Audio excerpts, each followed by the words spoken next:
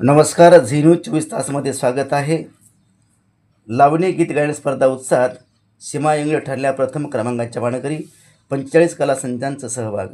समर्थनगर नळणी तालुका भोकरदन येथे पार पडलेल्या लावणी गीत गायन स्पर्धेचे उद्घाटन ग्रामपंचायत सदस्य व कार्यकर्ता सचिन वराडे यांच्या हस्ते झाले. सुरुवातीला ज्येष्ठ लोक कलावंत शाहीर गुलाबराव नळणीकर यांनी जिजाऊ वंदना गण व लोकगीत सादर केले. दरम्यान या स्पर्धेत सीमा इंगळे यांनी प्रथम क्रमांक पटकावला. या लावणी गीत गायन स्पर्धेमध्ये एकूण 45 कलासंचांनी सहभाग नोंदवला. सर्वांनी एकापेक्षा एक सरस लावणी गीत सादर केले.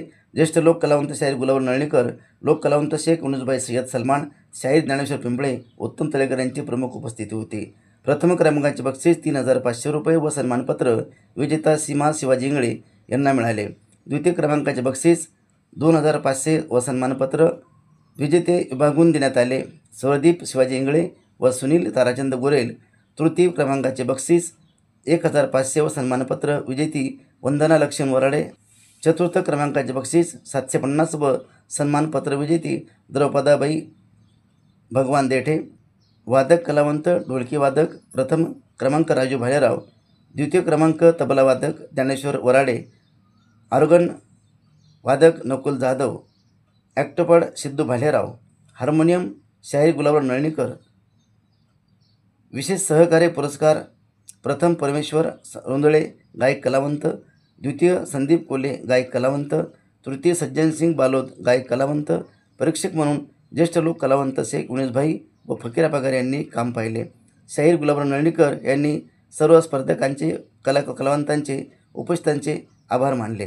ब्युरो रिपोर्ट, झी न्यूज 24 तास, जालना. आपल्यासोबत लावणी गायिका सीमाताई नळणीकर आहेत. आपण त्यांच्याशी काही गप्पा मारणार आहोत, आपण जाणून घेणार आहोत. ताई, झी न्यूज 24 तासमध्ये तुमचं स्वागत आहे. नमस्कार. ताई, लावणी तुम्ही कधीपासून गाता?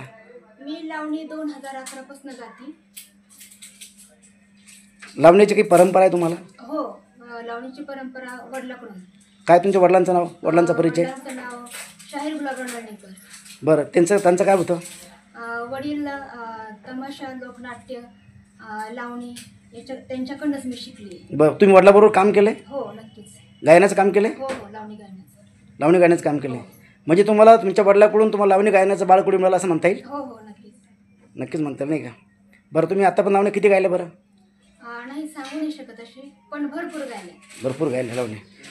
ताई, एखादी आमचे जे प्रेक्षक आहेत तुम्हाला जे बघतायत हो हो त्यांचं एखादं कळवं हो, नक्कीच. सांगा बरं का? तर म्हणा बरं. इश्काची इंगळी. चल बोला. मी एकटीच निजले रात्रीच्या अंधारात, नको तिथंच पडला अवचित माझा हात. हाताखाली ती नांग काढून वैरीन ती बसली ग बाई, मला इश्काची इंगळी डसली ग बाई, मला इश्काची इंगळी डसली बाई ग बाई ग. ताई, खूप छान तुम्ही लावणी गायली. खरं म्हणजे तुम्ही या तुमच्या आवाजातून एक प्रकारची लावणीच उभी या ठिकाणी केली असं दिसून येत आहे. आणखी ताई एखादी? पदरावरती. बरं. पदरावरती जरतारीचा मोर नाचरा हवा, आई मला नेसवा शालू नवा, आई मला नेसवा शालू नवा. बांधिला सैल सर बुचडा मानेवरी, माळला सुरंगी गजरा ग त्यावरी, मोकळ्या बटाया रुळती भाळावरी, केसावरती लहर उठवली फिरून हळू कंगवा, आई मला नेसवा शालू नवा, आई मला नेसवा शालू नवा. ताई, तुम्ही हे लावणी जी गायली याचं कुठं ट्रेनिंग प्रशिक्षण कुठं घेतलं आहे का?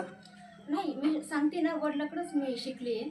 असं विशेष ट्रेनिंग वगैरे असं बाहेर कुठेच काही नाही. म्हणजे त्याची गरज पडली नाही तुम्हाला नाही, गरज नाही पडली वडील असल्यामुळं? वडील असल्यामुळे. कारण ताईंचे वडील जे तमाशा कलावंत होते, तमाशा कलावंत असल्यामुळे तिथं त्या लावणीचं गायनाचं बाळपण त्यांना मिळालेलं आहे, बरोबर आहे? हो. आता जे ताई तुम्ही जे लावणी जे गाता तुम्हाला 5 दिवस मिळालं मागच्या महिन्यामध्ये, ते कसं मिळालं, काय म्हणून मिळालं? मी लावणी गायन सादरीकरण म्हणजे गायली होती, त्यानिमित्तानं ते मला भेटलेली. प्रथम पारितोषिक मिळालं तुम्हाला? हो हो, प्रथम पार. कुठली लावणी गायली तुम्ही? इश्काची इंगळी डसली. त्या लावणीला मिळालं का? हो हो. अच्छा, बरं मला एक सांगा, तुम्ही आता जे शिकवंत जे कलावंत आहेत, हो हो. लावणी कलावंत, जे मुली असतील, मुलं असतील, जे लावणी आता करू लागलेत, हो. त्यांच्यासाठी तुम्ही काय सांगाल तुम्ही? अगोदर तरुण पिढीचा हो किंवा आपल्या सामान्य लोकांचा लावणीकडे बघण्याचा दृष्टिकोन थोडा वेगळा होता.